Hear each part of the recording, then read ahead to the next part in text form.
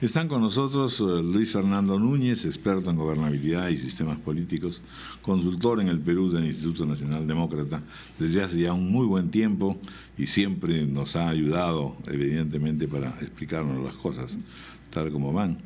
Y también está Ariel Segal, naturalmente uno de nuestros analistas internacionalistas. Muy buenos días, señores, gracias por estar con nosotros. Buenos días. El embajador insistía en algo importante, ¿no es cierto? Decía que en realidad hoy día en Estados Unidos hay la visión de que no solamente estos dos partidos son suficientes, porque hay una pluralidad que desea expresarse o se expresa de alguna manera, cosa que lo decía también fuera de cámaras Luis Fernando Núñez, ¿no es cierto? La pregunta es esa para ustedes dos. ¿Son, a la luz de estos resultados, satisfactorios y suficientemente comprensivos ambos partidos, o estamos ante el surgimiento de otras variables o de otras necesidades partidarias? ¿El bipartidismo sigue siendo fuerte e inamovible? ¿Hay otras opciones posibles? Ariel Segal.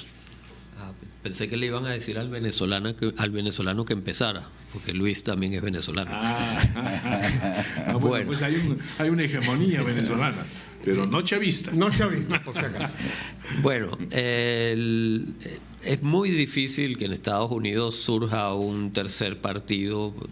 Prácticamente desde finales del siglo XIX las contiendas han sido entre republicanos y demócratas, y ha habido algunos personajes que se han lanzado al ruedo electoral tratando de formar partidos, un tercer partido, alguna alternativa nueva que no sea la de los demócratas o los republicanos.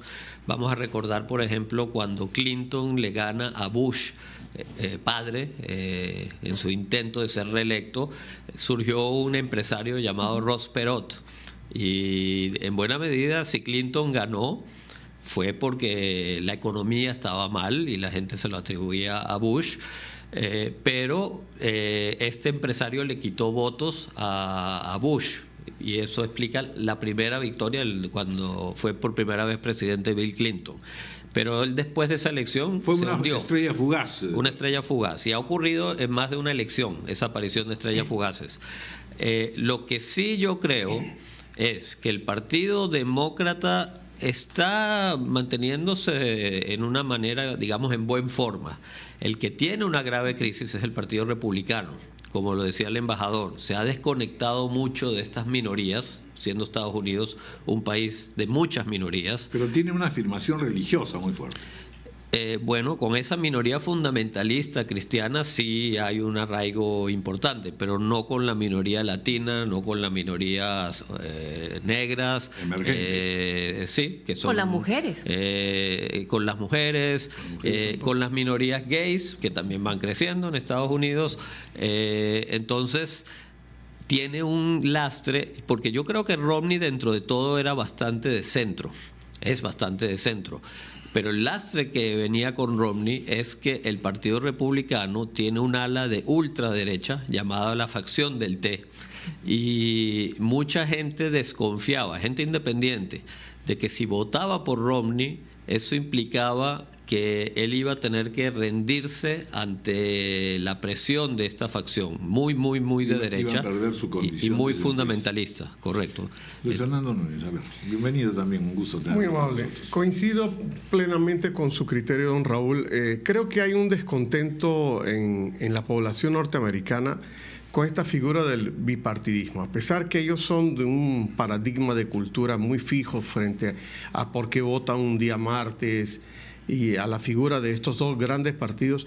Yo hace poco estuve en un largo viaje de una costa a otra en Estados Unidos, y sí noto en la población de a pie un descontento con los resultados de la democracia y también con la influencia del dinero en la campaña electoral.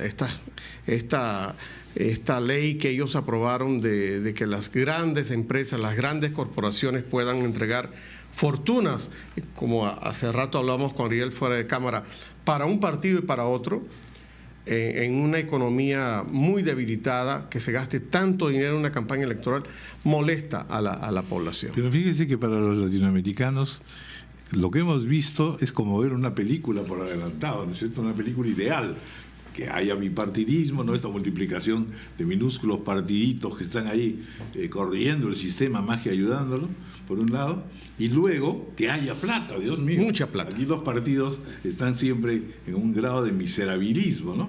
O sea, eso que nos parece formidable, ambos aspectos, no lo son tanto. No lo son tanto. Molesta a la población que sufre desempleo, que sufre la posibilidad de que ahora se van a subir más impuestos, van a ver, como dice Cayetana, más medidas restrictivas y que se haya gastado semejante cantidad de plata.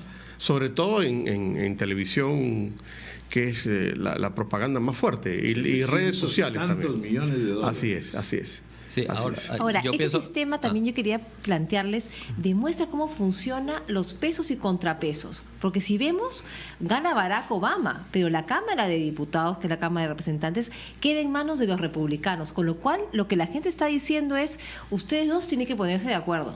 Esa es una buena definición de la democracia, el sistema de los contrapesos. Es correcto.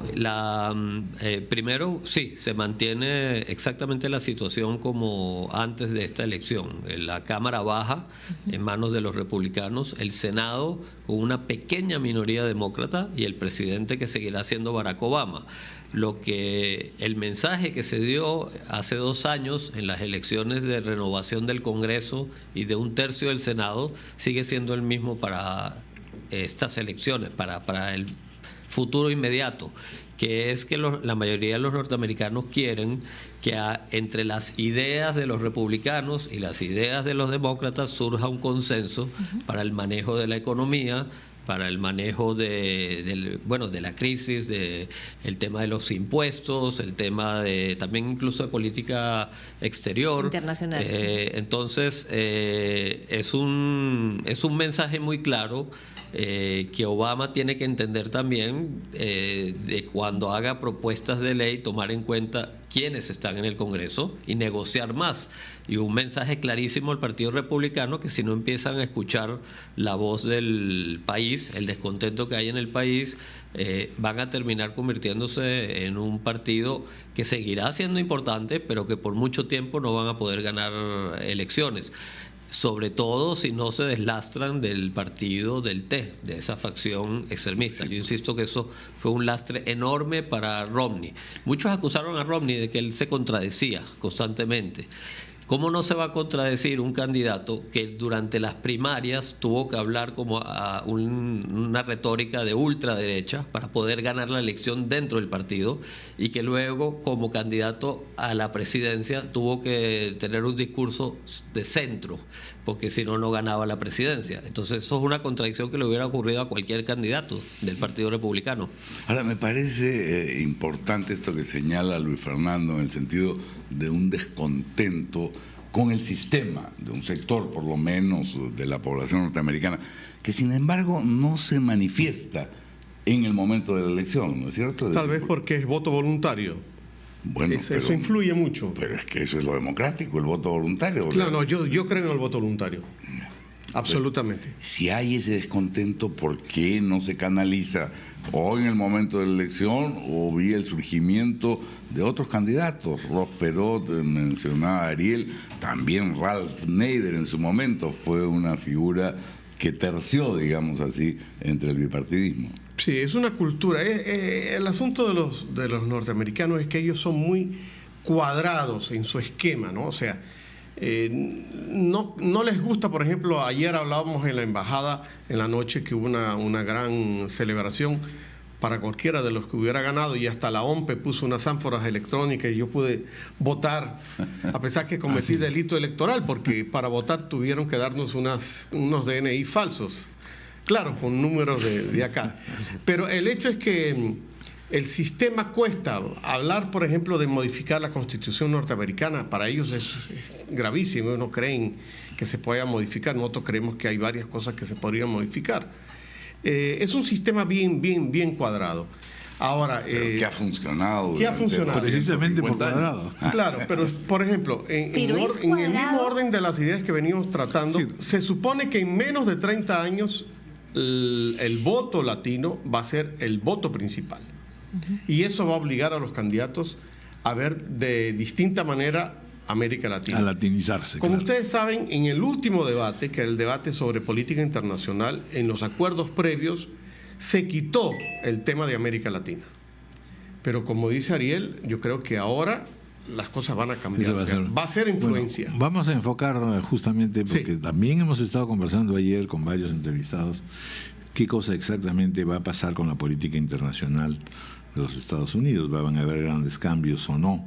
Uno de los señalamientos que se hizo por el ex canciller nuestro era en el sentido de que Estados Unidos en realidad tiene que abogar sobre todo por Europa. Es decir, que allí hay una atadura fundamental para poder reequilibrar su economía. No obstante ello, la otra cosa es Israel, evidentemente, que también pesa enormemente, porque además es ya todo el Medio Oriente, en fin. China, no sé si solamente es una especulación periodística o en verdad es un peligro para Estados Unidos, a la postre, en términos de economía. ¿Qué otras son las líneas matrices que podría uno advertir que tendrá que desarrollar Obama en estos 4 años? Bueno, casi siempre, y yo espero que Ariel esté de acuerdo conmigo, en los segundos periodos los presidentes miran más a América Latina que en el primer periodo, ¿no?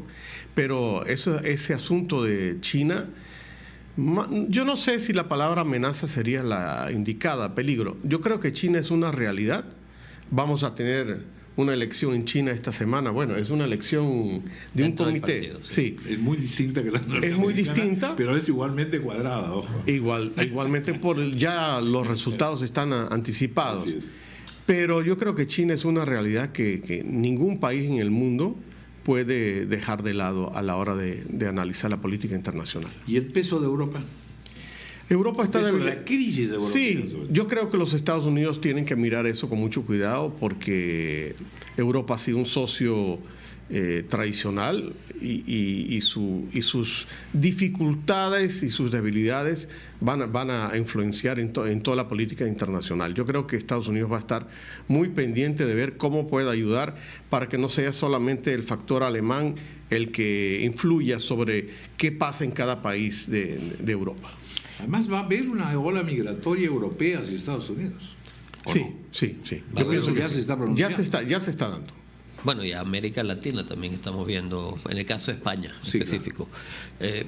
Bueno, China, yo pienso que los norteamericanos hoy en día lo ven como un rival, creo que es la palabra correcta, no una amenaza, no un enemigo, un rival que en este momento económicamente, a pesar de que también está pasando por una crisis, no es comparable a la crisis que está pasando Estados Unidos. Entonces, Romney fue el candidato en este caso que hizo las más severas críticas sobre el problema comercial que desfavorece a Estados Unidos con China. Por cierto, Romney también fue el que dijo, pero eso es retórica dentro de la campaña electoral, no necesariamente es verdad, que Estados Unidos debería buscar más el mercado latinoamericano para sustituirlo por el chino y otros mercados. Yo pienso básicamente que en política exterior, todo lo que tiene que ver con conflictos, que no tiene que ver, y no crisis económica, conflictos bélicos, potenciales guerras, Obama va a seguir manejándolo de la manera que lo ha hecho hasta ahora, que Medio Oriente e Israel. Sí, a través del multilateralismo. Eso es lo que yo pienso, como hicieron con el caso de Libia, que fue la OTAN, como incluso cuando fue el caso del golpe en Honduras, se trabajó junto a la OEA. Hay que recordar que Estados Unidos con Obama votó condenando el golpe en Honduras. Quizás si Bush hubiese estado en el poder hubiese votado diciendo que en Honduras no hubo un golpe, y tratando de que fuera la OEA, que fracasó, y finalmente Oscar Arias y alguna persona latinoamericana, algún ente latinoamericano el que buscara la solución del conflicto hondureño. Entonces creo que la posición de Obama va a seguir siendo así, 1, porque es pragmática, 2, porque implica menos gasto de dinero cuando van a hacer cuestiones conjuntas, que si lo va a hacer Estados Unidos solamente, y estamos hablando del gran déficit fiscal que tiene Estados Unidos. Respecto a América Latina y cualquier otro conflicto importante, a menos de que suceda algo muy inesperado, no creo que va a cambiar la política exterior de una manera importante. Algo muy inesperado es el 11 de septiembre. Algo muy inesperado fue el ataque a Pearl Harbor que hizo que los americanos entraran en la Segunda Guerra Mundial. El endurecimiento de Irán, para comenzar, y la situación tan grave que ya atraviesa Siria, y finalmente Venezuela. Que se desborde, por ejemplo, inesperado sería, no inesperado, está dentro de lo que se puede contemplar como una posibilidad, pero si se desborda el conflicto de Siria más allá de sus fronteras, hacia el Líbano, hacia Jordania, hacia Irak, eso se va a convertir en una guerra regional. Entonces ya los norteamericanos junto a otros aliados tienen que ir preparando un plan de contingencia para eso. El tema de Venezuela depende mucho. Yo creo que hasta el momento Obama, igual que Bush antes de él, ven a Chávez no realmente como un peligroso, lo ven como una especie de payaso latinoamericano que desde su punto de vista no es un peligro para la región. Por lo menos vendiendo petróleo. Por lo menos hasta el momento, porque bajo la mesa Estados Unidos sigue exactamente recibiendo la misma cantidad o comprando la misma cantidad de petróleo a Venezuela que antes. Además ganó el candidato de Chávez. Obama era el candidato de Chávez. Exacto. Yo me quería referir a esto de la democracia cuadrada, porque si bien puede ser cuadrada, tiene válvulas de escape que hace que tenga pues algunas particularidades, y me quería referir a estas 170 consultas que además se han votado el día de ayer, porque eso hace que el ciudadano, ¿no es cierto?, sea al final quien elige las políticas públicas, y lo vemos, ayer se ha legalizado, o está por legalizarse, la marihuana en 3 estados adicionales, bodas, ¿no es cierto?, matrimonios homosexuales en otros 3 estados, con lo cual ya no dependen, ¿no es cierto?, de la política que impone un candidato, sino es lo que el ciudadano quiere. Sí, y eso hace que la democracia pues ya no se vea como cuadrada, sino que tenga estas válvulas, ¿no es cierto?, de escape. De escape, sí, eso es cierto. Son fenomenales, ¿no? Sí, dependiendo de cada estado. Es que como lo hemos sabido, cada elección norteamericana es más bien estadal, ¿no? O sea, esa forma de construir la democracia. Ahora, todos esos temas lamentablemente no se notan tanto en la campaña electoral porque son estadales, ¿no? Pero son victorias ciudadanas que vale la pena defender y ampliar. Yo pienso que acá en el Perú deberíamos aprender de eso, aprovechar las elecciones también para acompañar con una serie de reformas en otros temas que sí le interesan a la ciudadanía. Y con diferenciación regional, que es otra de las cosas que estamos padeciendo nosotros. Claro, esta idea de uniformidad en la regionalización así es. No va bien. Claro, cuando yo me refería al tema de la democracia un poco cuadrada, me refiero, por ejemplo, a este sistema norteamericano donde, por ejemplo, los estados que son tradicionalmente de un color o de otro son poco atendidos por los candidatos. O sea, si se sabe que tradicionalmente ganan los republicanos en California, entonces el candidato va poco. O cuando va, solo va para buscar dinero. Entonces, los electores se sienten un poco medio fantasmas en esos estados, porque dicen los candidatos solo van a atender a aquellos estados que son decisivos para los colegios electorales, pero a nosotros vienen, por ejemplo en California, solamente a buscar dinero, a sacarse fotos con 2 o 3 personajes. Porque son los demócratas son los que suelen ganar en California. Claro, no, pero yo me refiero en general. Sí, solamente hay 10 estados donde realmente se hace campaña y los demás dicen, bueno, yo soy elector, pero nadie me toma en cuenta, nadie me visita menos para quitarme dinero. Y un mensaje interesante que no podemos dejar de olvidar es de nuevo el tema de las redes sociales. Yo tuve la oportunidad hace un par de meses de estar en el cuartel general de Obama en Chicago y ver cómo más de 600 personas al día están trabajando el tema de las redes sociales.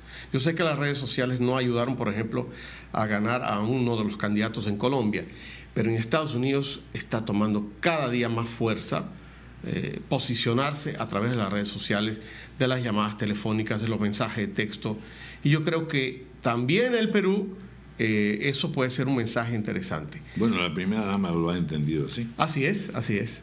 Parece que las primeras damas ahora en el mundo tienen mucho peso. Fíjense el primer mensaje de anoche de Obama. Sí. Maravilloso. Derretido frente a esa mujer tan excepcional que tiene como pareja, ¿no? No sé qué piensa Ariel de esto. Pienso que Michelle Obama es una mujer muy bonita y muy talentosa. ¿Me estás preguntando sobre eso? Sobre eso. En general, las primeras damas son bonitas y talentosas últimamente. Sí. No, complemento diciendo, hay que recordar que Estados Unidos por eso se llama Estados Unidos. Cada uno de esos 50 estados tiene un altísimo grado de autonomía. Cada uno de ellos elige un gobernador que es casi un presidente de ese estado. Cada uno tiene un Congreso propio y cada uno tiene una Corte Suprema propia.